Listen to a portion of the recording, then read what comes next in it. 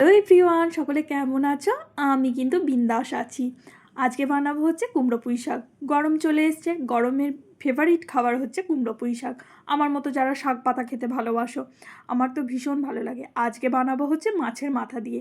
মাছের মাথা হোক বা বড়ি ভাজা দিয়ে হোক, কুমড়ো পুঁই শাক আমার অল টাইম ফেভারিট। এটাতেই কিন্তু মাছ ভেজেছি, আগে মাছগুলো ভেজে তুলে নিয়েছি, তারপর মাছের তেলটা ভেজেছি, আর তারপরে ওই তেলের মধ্যেই পাঁচ ফোড়ন দিয়েছি, বেগুন কেটেছিলাম, বেগুন দিয়ে দিয়েছি, আলু দিয়েছি প্রথমে ভাজার জন্য, তারপর কুমড়ো আর ক্যাপসিকামটা দেখলাম নষ্ট হয়ে যাবে, নষ্ট করে তো লাভ নেই, সেই জন্য কুমড়ো পুঁই শাকের মধ্যে দিয়ে দিয়েছি।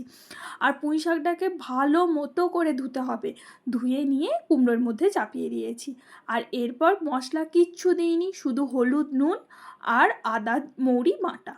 এরপর ঢাকা দিয়ে যখন জলটা ছেড়ে এসেছে, জলটা কিছুটা শুকিয়ে যাওয়ার পর মাছের মাথাটা দিয়ে দিয়েছি। মাছের মাথা দিয়ে বেশ কিছুক্ষণ আবার কষিয়েছি ঢাকা দিয়ে, আবার ঢাকা খুলে এইভাবে কষিয়ে কষিয়ে যখন অনেকটা শুকনো হয়ে এসছে, তখন ওর মধ্যে একটু মিষ্টি লাগবে বলে আমি একটু চিনি দিয়েছি।